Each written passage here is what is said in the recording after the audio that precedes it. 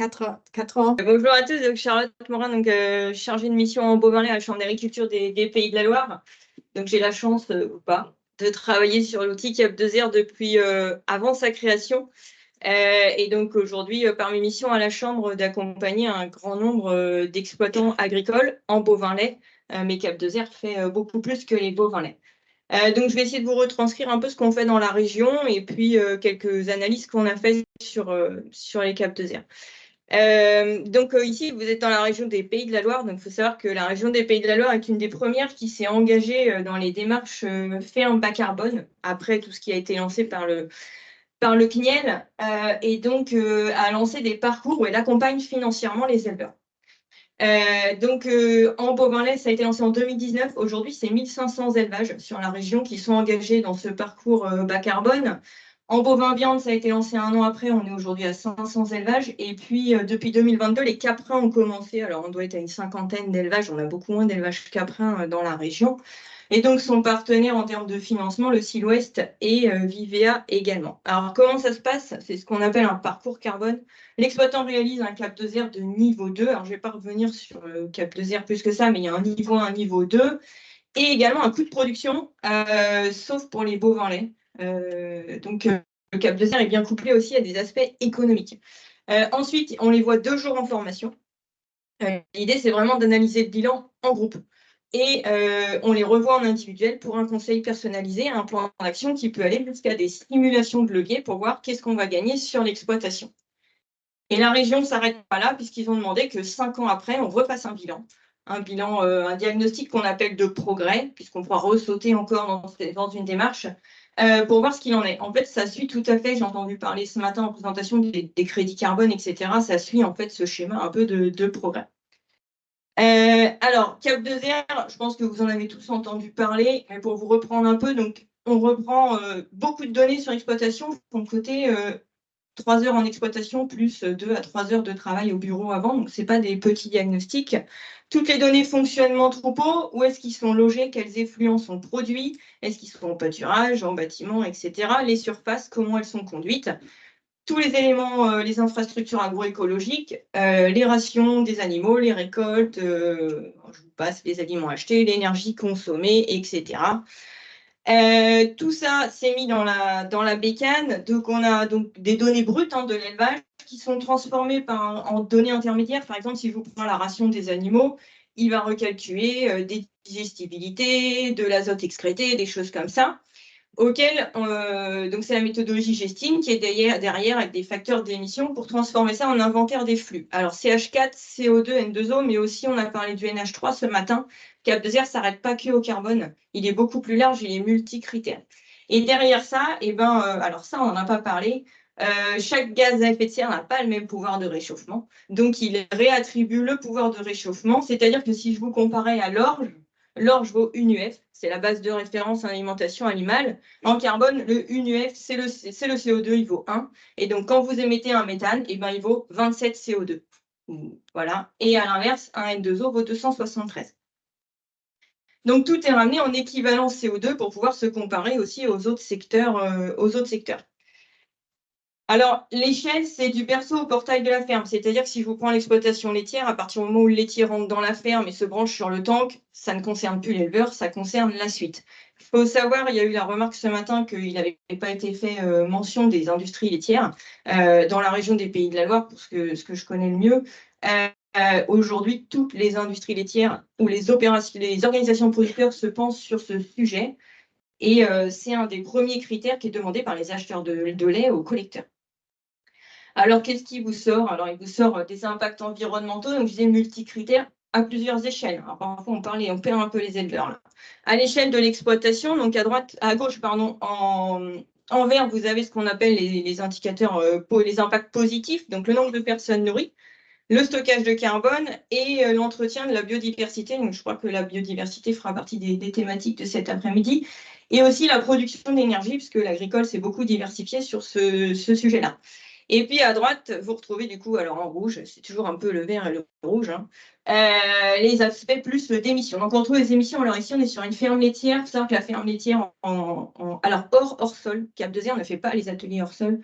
Une ferme moyenne Pays de la Loire aujourd'hui bovin-lait, c'est 8600 kg équivalent CO2. Alors là, je vous ai fait un imprimé écran d'un diagnostic, mais voilà. Et on va de 5000 à l'hectare jusqu'à 12 000. Ce qui va jouer, c'est la part de culture de vente, puisqu'un hectare de blé est plus ou moins émetteur qu'un hectare avec des bovins, et le chargement à l'hectare. Et ensuite, tout ça est ramené à l'échelle des produits. Donc là, ici, c'est un exemple sur le bovin lait. Donc quand vous ramenez à l'échelle produit, hein, vous avez parlé à l'éleveur de l'échelle exploitation, à l'hectare SAU, et là, vous le ramenez à l'UGB, puis au litre de lait et au kilo de viande vive produit. Donc parfois, on les perd un petit peu. Bon, c'est pour vous montrer. On retrouve les différents postes et l'éleveur peut se positionner très facilement. En vert foncé, c'est son chiffre à lui, et en vert clair, c'est la référence en fonction d'un système fourrager qu'il y a en face pour les émissions d'un côté et le stockage de l'autre.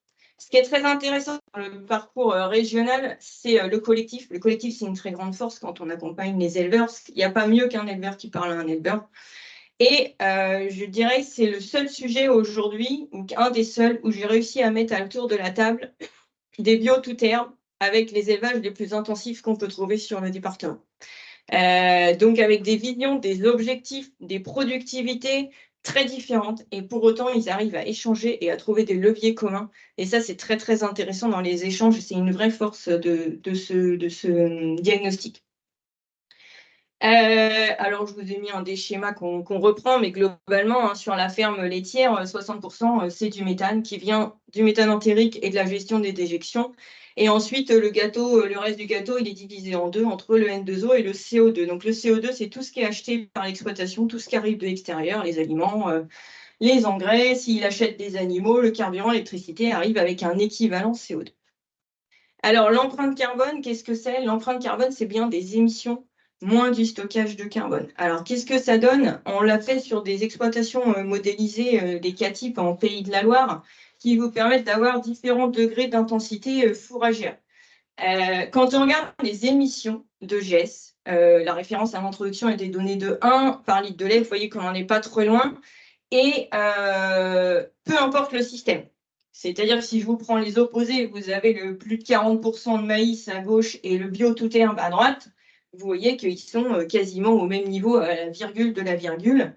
Les émissions brutes d'une exploitation laitière, aujourd'hui, peu importe le système fourrager dans lequel on est, elles sont les mêmes. Par contre, si on regarde le stockage de carbone, plus on va aller sur des systèmes herbagés, plus le stockage de carbone augmente. Bah forcément, hein, il y a généralement plus de prairies. Et aujourd'hui, Cap de Zère est très pratico-pratique ou pas sur le stockage de carbone. C'est 1 hectare de prairie, c'est tant. 1 hectare en rotation culture, c'est moins tant, etc. Donc, voilà, c'est très vrai. Donc, plus on a de prairies permanentes et des prairies longue durée, plus on va stocker du carbone. Donc, la différence d'empreinte carbone, il y en a une si on regarde à l'échelle système. Par contre, on a essayé de regarder chez les bons, est-ce que le stockage carbone permet d'expliquer quelque chose? Et non, en fait, quand vous êtes bon, le stockage de carbone, il est à peu près le même chez tout le monde. En lait, vous compensez en moyenne, en conventionnel, 6 jusqu'à 10% chez certains. Alors, du coup, nous, en groupe et avec les éleveurs, on se focalise vraiment sur les émissions brutes, puisque les émissions brutes, celles-là, on peut jouer dessus et on retrouve une énorme variabilité. Alors, on a fait un traitement en 2022 sur la base chambre d'agriculture, puisque je n'ai pas accès aux diagnostics qui sont faits par d'autres organismes, bien sûr. En moyenne, donc vous avez séparé les conventionnels des bio. En moyenne, on est à 0,99, 0,95 équivalent CO2 par litre de lait, donc quasiment la même chose. Mais on voit qu'entre les 10% les plus bas et les 10% supérieurs, on a des très gros écarts. On va de moins 20% chez les meilleurs par rapport à la moyenne à plus 20% chez ceux qui sont les plus hauts. On retrouve à peu près la même logique en bio, un petit peu moins d'écart, mais globalement, la logique est là. Donc, nous, ce qui nous a intéressé, c'est si on veut suivre les objectifs de la stratégie nationale bas carbone, moins 46% pour l'agriculture, bah, soit on abat les vaches, ça c'est une solution, soit comment on peut faire, parce que déjà, en tirant tout le monde vers le top 10, on va réduire déjà au moins de 20%. Donc, on a cherché à savoir ce qui se cachait derrière ces élevages. Alors ici, je vais vous reprendre que les élevages conventionnels. On a fait le choix de ne pas mélanger les deux dans les traitements. Et vous retrouvez en fait comment sont composés les différents postes d'émission.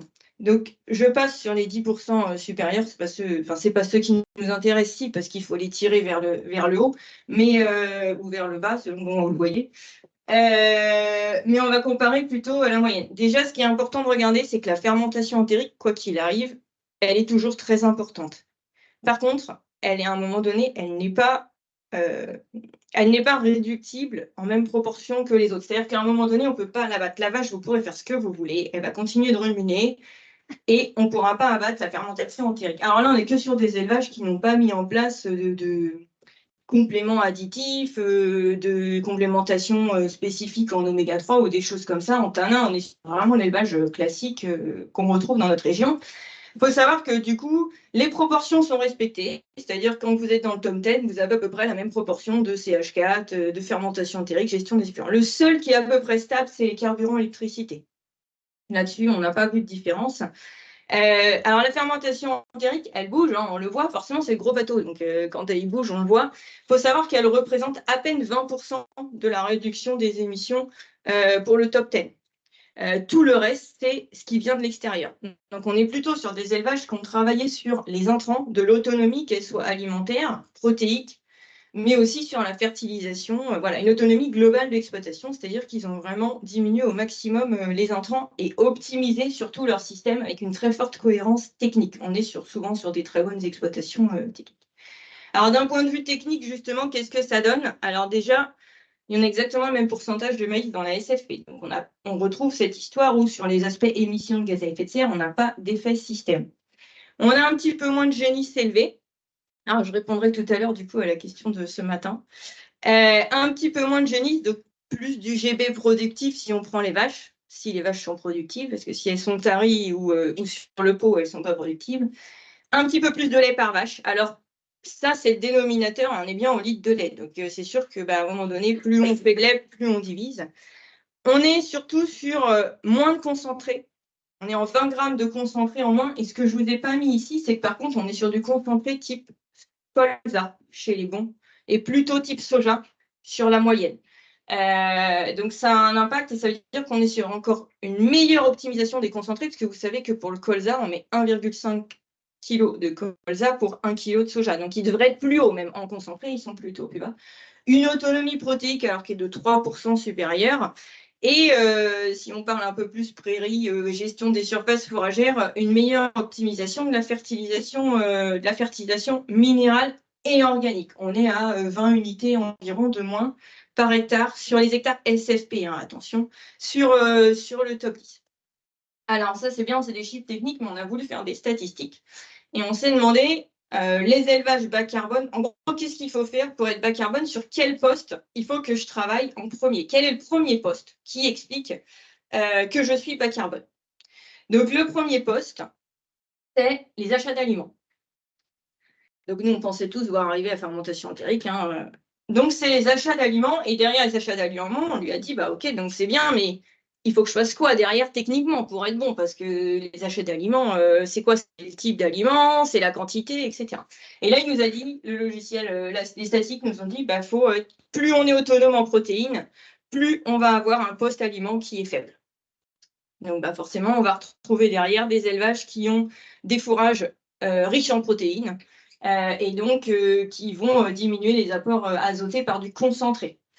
Le deuxième poste, toujours pas notre petite fermentation entérique, la gestion des effluents. Là, on retrouve deux choses. Alors, du temps au pâturage. Pourquoi? Parce que si votre vache est dehors en train de pâturer ou pas, on va dire en train de faire cette déjection dehors, vous n'aurez pas à les stocker et pas à les épandre. Donc, vous allez réduire un peu tout ce qui est émissions liées à la gestion de ces effluents par rapport à quand la vache bouse directement dans une parcelle. Et puis, est ressorti aussi les unités d'azote minéral qui sont apportées sur les exploitations. Et donc, enfin, quand même, il fallait qu'on le retrouve. La fermentation entérique, elle est liée à une productivité. On est ramené au litre de lait. Et si on reprend les essais qui avaient été faits à la ferme expérimentale des Trinotières, une vache émet à peu près la même quantité de CH4 tous les jours. Mais forcément, si elle fait plus de lait, quand on ramène un litre de lait, il y a un petit peu moins. Donc là, il y a un effet productivité. Alors, il y a un effet productivité chez les bio. Il faudrait que les bio fassent plus de 8700 litres par vache par an. Donc, je vous laisse, si vous avez quelques repères, vous voyez que c'est très, très dur à atteindre. Et sur ceux qui sont à plus de 50% de maïs dans la SFP, il faudrait 9700 litres par an par vache On est bien loin de ça quand la moyenne dans la région est à 8200 litres par vache produits par an. Et pour les systèmes intermédiaires, donc autour de 20-30% de maïs, on n'était pas sur une productivité à la vache, mais plutôt sur une productivité de la vache au kilo de matière sèche ingérée. C'est-à-dire combien je fais de litres de lait par rapport au kilo de matière sèche que j'ai ingéré. Alors, à force de voir des élevages différents, je peux quand même vous dire que l'outil est très sensible à la part de concentré et que plus les éleveurs donnent du concentré, plus la fermentation entérique baisse dans l'outil. Alors, est-ce que c'est une piste? Je ne sais pas, mais j'en ai vu en ration sèche et c'était assez impressionnant, les résultats là-dessus. Alors, ici, du coup, je vais répondre sans répondre à la question de ce matin, mais vous me direz, mais pourquoi on ne retrouve pas les animaux en productif et les génisses? Parce qu'en fait, dans CAP2R, les génisses, elles sont mises dans la partie viande. Donc, quand on veut réduire l'empreinte carbone du lait, vous pouvez faire tout ce que vous voulez sur les génisses, ça ne change rien.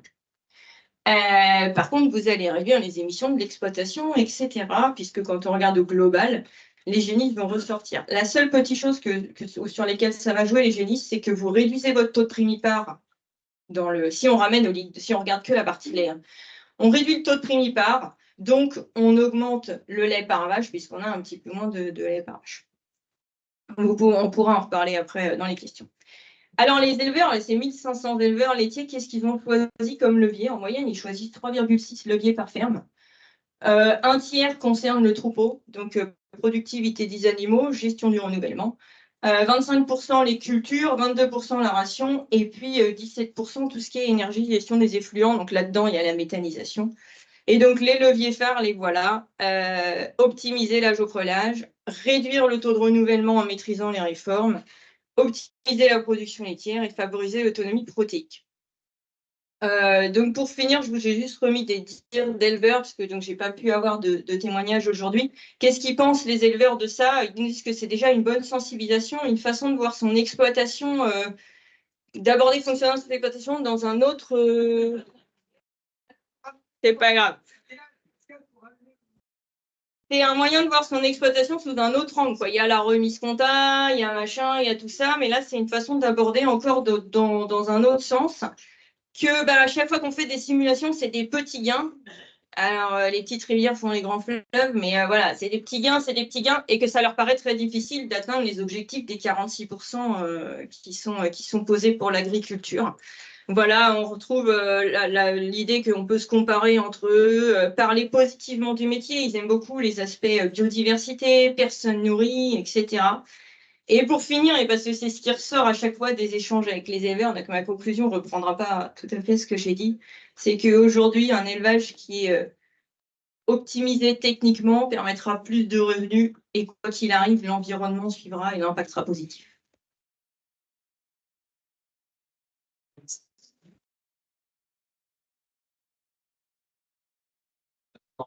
Quelques questions?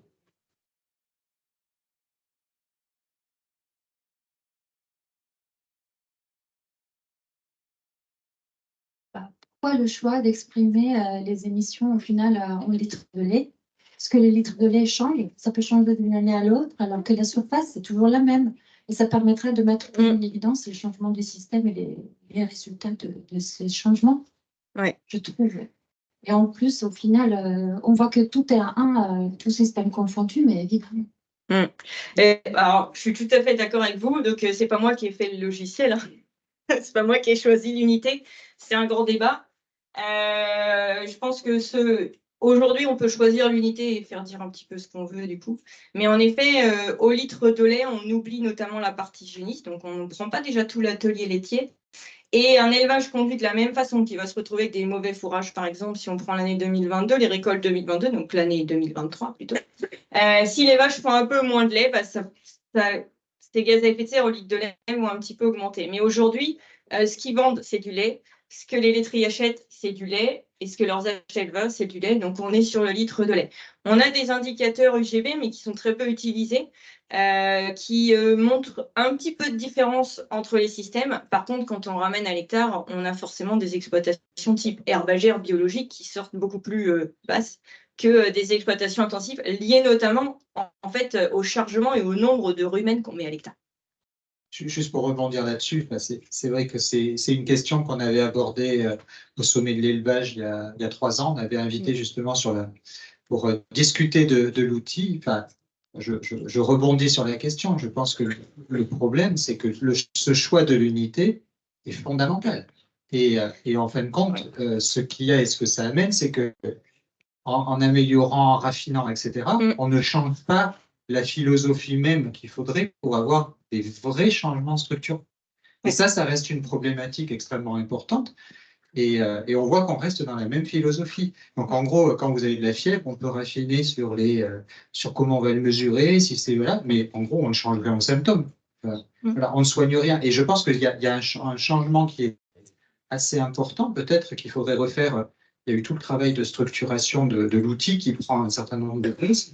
Vous savez que de pouvoir comparer, ne serait-ce que sans changer parce que tel qu'il est, mais d'avoir d'autres modes de calcul et de montrer que si on introduisait à l'hectare, par exemple, qu'est-ce que ça impliquerait? Peut-être que ça ouvrirait des nouveaux leviers. Voilà. C'est vraiment des choses qui sont importantes parce que le fait de ramener au produit, de toute manière, ça veut dire qu'on est dans cette logique de production. Et que c'est là-dedans qu'on va aller. Alors qu'il y a des questions qui sont sur d'autres logiques qui seraient amenées en place. Et je pense que c'est vraiment des questions extrêmement importantes. Alors, du coup, en effet, je ne sais pas comparer, mais si quand on ramène au litre de lait, par exemple, un élevage, si je prenais l'extrême bio toute herbe, va avoir 80% de ses émissions qui sont de la fermentation entérique. Et par contre, des postes aliments carburants très faibles. Et à l'inverse, un élevage intensif va diminuer sa fermentation entérique par le litrage, mais avoir des postes d'intrants qui sont très élevés. Du coup, vous me devancez un peu, mais alors en Pays de la Loire, nous, on a déposé un projet qui a été accepté et on va travailler sur ces questions d'unité avec nos bases de données sur les 1500 élevages laitiers. Question ici, Brennan Godoc, Institut de l'élevage. Moi, je voulais juste apporter un peu aussi une contribution sur ce débat autour de l'unité fonctionnelle. Lorsqu'on fait des analyses en cycle de vie, la littérature nous dit, lorsqu'on parle d'impacts environnementaux globaux, l'unité fonctionnelle pour ramener cet impact, il faudrait utiliser tout ce qui est produit. Donc là, c'est vrai que le litre de lait cache pas mal la viande et pour le coup, ça serait intéressant de travailler davantage sur les protéines animales produites, mais c'est vraiment la littérature internationale, la FAO, le GIEC et autres travaux qui nous disent que lorsqu'on travaille sur une analyse en cycle de vie qui inclut l'ammonitrate produit à l'autre bout du monde ou du carburant, on est à chaque fois obligé, vous conseiller, on nous suggère d'utiliser l'unité fonctionnelle au produit. Donc c'est pour ça que dans l'outil, après, il y a différents indicateurs, différentes sorties. C'est les analyses qu'on en fait qui sont donc multiples et variées. Et c'est à nous d'utiliser à chaque fois les indicateurs les plus pertinents. Mais sur le litre de lait, il ne faut pas toujours non plus mettre ça comme un scandale ou un complot derrière la production intensive qui voudrait qu'on garde à chaque fois ce litre de lait dans le viseur. Tout simplement, l'ACV, ce qu'il faut se rendre compte, c'est que c'est une évaluation industrielle qui a été faite par rapport au produit.